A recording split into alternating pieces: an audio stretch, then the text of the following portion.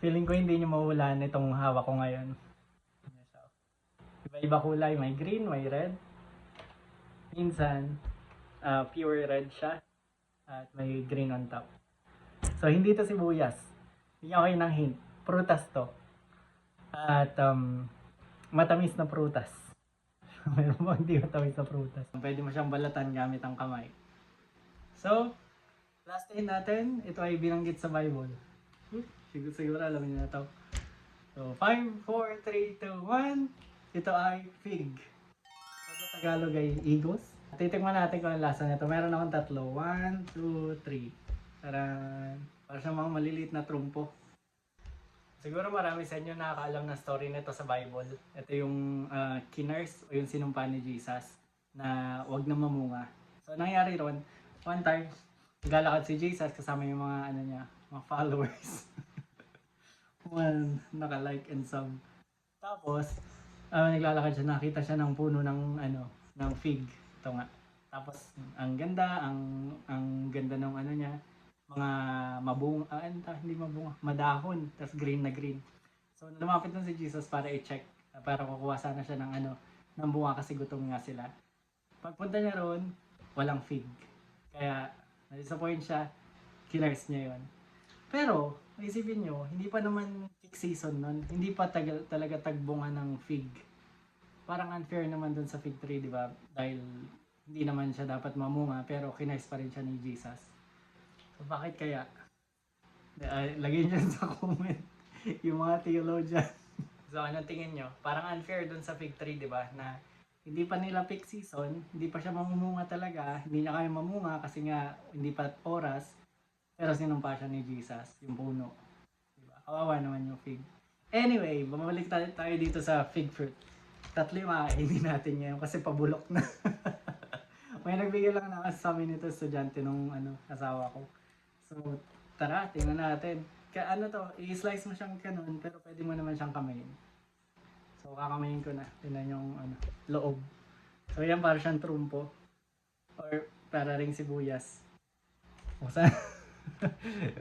1, 2, Happy New Year! Tan tan tan tan tan.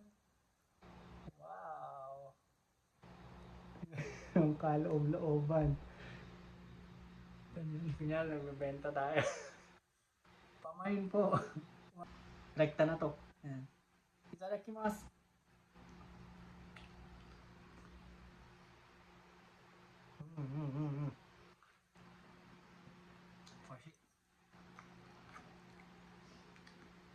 Hindi ko alam pwede kainin yung balat pero naman kain ko.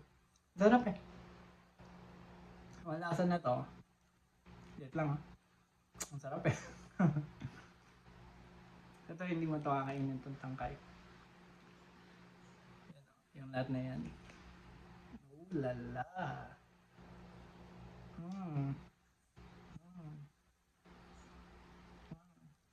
Oh. May lasa nito, para siyang ano ba tawag yun sa English? Kaimito sa Tagalog eh, hindi ko malala sa English. Star apple. Mga bata kami, nanguha kami ng kaimito. Kaimito yung lasa niya. Na parang medyo aratilis, pero mas kaimito siya kasi yung texture na kasi ay parang kaimito talaga.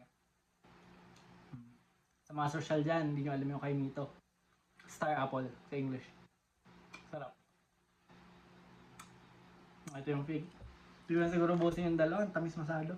Yung overripe na kasi siya, pero ang sarap nitong gawing smoothie.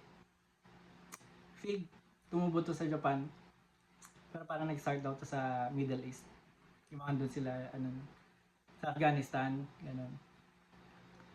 All the way to India. Sa amin siya, GPT. Kala mo alam eh, no? Oo, ayun.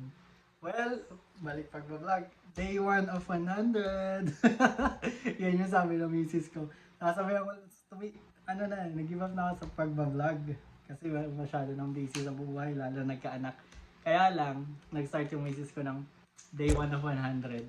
So, sasabayan natin siya para, alam mo yun, para ma-boost yung niya. Kasi ako wala nang future dito. Wala. Busy na. So, ayun, subaybayan yung date ko. Yun lang, bye-bye. Ako maganda Magandang closing. Mickey Mochi. Bye-bye!